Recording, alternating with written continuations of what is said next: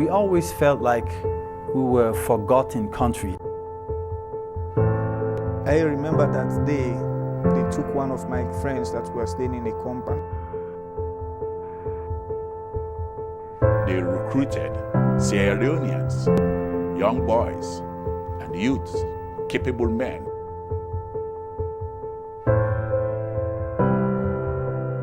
You have a wife, you have 4 or 6 kids who go to school. You are not even making an equivalent of $100 a month.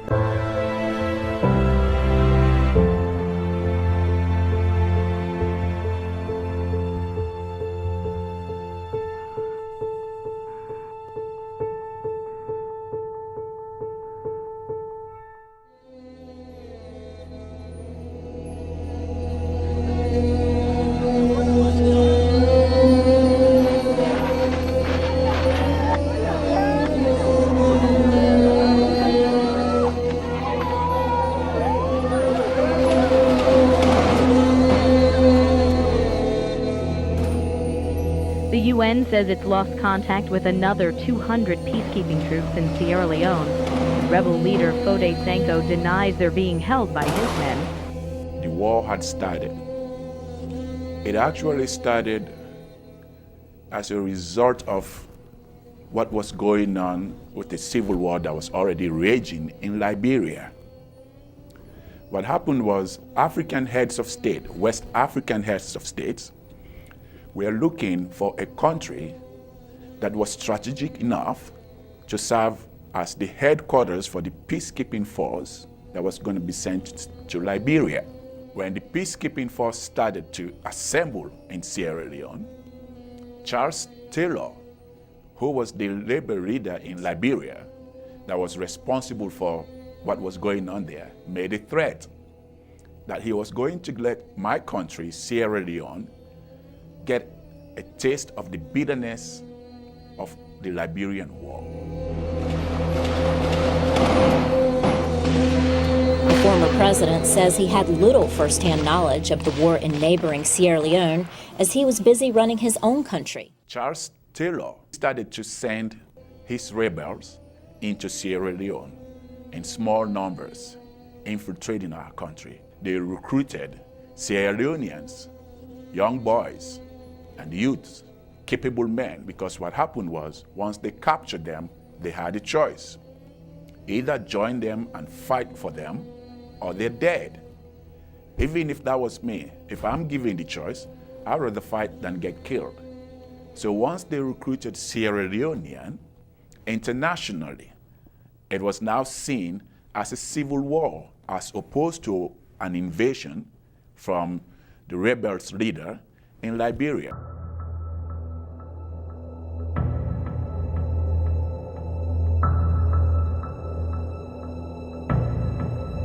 In 1999, the rebels actually entered the city, and my experience was very, very sour because they entered our compound and they placed me under gunpoint at some point, and they accused me that I am like a government supporter, I am a government soldier, and I had 2 guys with RPGs on my head, and they had to give me some good beating. And I remember that day, they took one of my friends that were staying in a compound that was very big. They took one of the guys and they took him far off with the intention of killing him, and he escaped. He came the following day, and these guys came at night the following day. They fetched my friend, took him across the stream. One of the incidents that happened was they break his first leg. He was stripped naked. After a while, they break his second leg. They practically killed him by part, and then he was left unattended.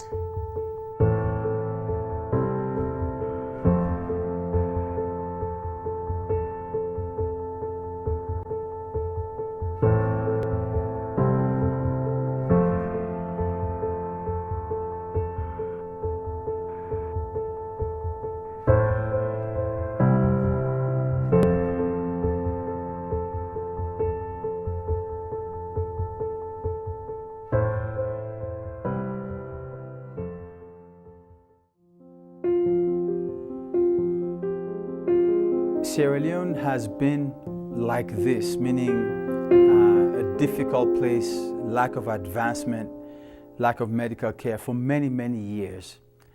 And there are people who have lived like this for all their lives. They don't know how to change. The good news about poverty is that it pushes you towards God. So when you lack and you don't have options, you tend to pray more. The bad news is you're just poor. You're not able to do a lot of things. Economic life there is very, very difficult. It's almost impossible to live there. Those who are poor basically die when they're sick. Even if it's an illness or a disease that can be controlled on a regular basis by a single pill, they will die. If you don't have an employment where you have direct access to stealing money without getting caught, you will never be able to buy a car, let alone build a home. You have a wife, you have 4 or 6 kids who go to school. You are not even making an equivalent of $100 a month. You get paid, and if you're a good manager, you might stretch it for 2 weeks. Well, what happens for the other 2 weeks?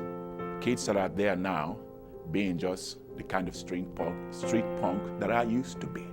Some of them, it's not because they want to. For me, it was by choice, because I was rebellious, I was full of anger, and my anger and rebellion were consuming me. But some of these kids in Sierra Leone today, they don't have a choice. Some of them, their families have been killed in the war.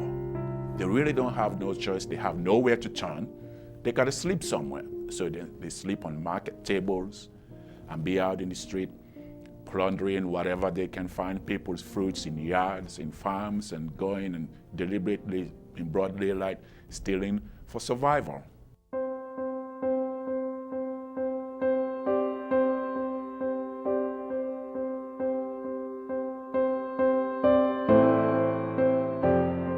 Churches and non-profits and just Christian organizations, they're doing amazing things with very little money.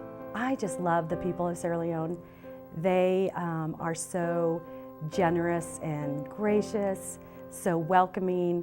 There's a simplicity that was just really enjoyable. One of the things that I noticed when we first got there was how friendly and expressive the people are, and how simple their lives are, and how they find joy in the very, very small things in their lives. They have so little, but yet they're so you know, almost every one of them was glad to see us, glad to talk to us, glad that we were there. Very joyful, you know, willing to share, you know, give you the shirt off their back. They have so little, and the need is so great, but yet they are so full of joy and contentment, and willing to be open and vulnerable. As you walk along the streets, you see tons of kids in uniforms that are going to school. There's still a big amount that don't go to school. Showing those kids love, showing them compassion, showing them what that looks like to really rise up as a generation and take responsibility to help this country get back on its feet, you know, doing the best that they can as far as the way they take care of their families, the way they take care of the stuff we do go in there and help with, just maintaining it and things like that. We're not saying that you're bad, you're wrong, you're, you know, anything like that, but really coming alongside them and helping them to rebuild a country that's very beautiful, full of warmth and joy and great people and wonderful food, and really just coming alongside them. We also have a school called Eva Houston that has about anywhere between 500 to 600 kids, and we go and we bring school supplies, computers when we can, software when we can. We've bought books for them and built up their small library. And right now we're also working with another orphanage called El Shaddai that we've been a part of, and we've gone and helped them out also. They have about anywhere between 30 to 50 kids that they care for, and they do an awesome ministry.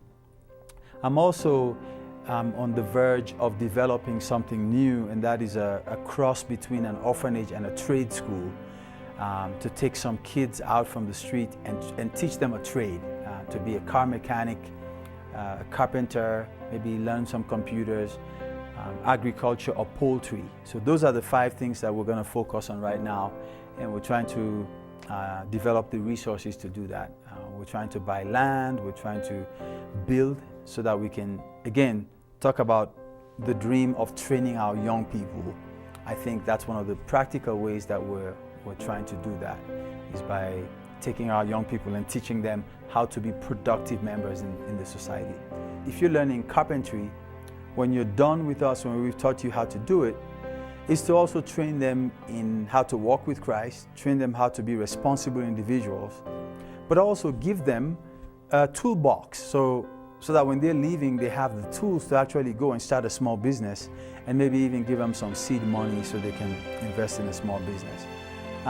And so if we do that to 10, 15, 20, 30, 40, 50 young men, that's just going to start to influence people and show them that, you know, begging is only going to give you very little, but if you have a small business, it will give you so much more.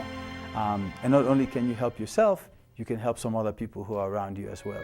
So that's my dream right now for the future, and I'm excited about that. I'm looking forward to how God is going to take that to influence and help the country somehow. Every time we go, and every time we take a team, every time we take resources, they tell us, they've told me this many, many times, they say, every time you come, you're reminding us that you have not forgotten about us. Again, forgotten country, small, in many, many ways insignificant. But when we go and partner with them, we're sending a huge message. We're saying, no, we have not forgotten about you. No, you're very, very important. In the eyes of God you are, in our eyes you are. And they're just beautiful, wonderful people who I think life's circumstances sometimes just squeezes the joy out of them.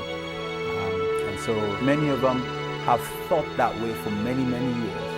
And it's going to take slowly going and teaching and encouraging and helping for them to see that. But we have not forgotten about Sierra Leone. We will continue to serve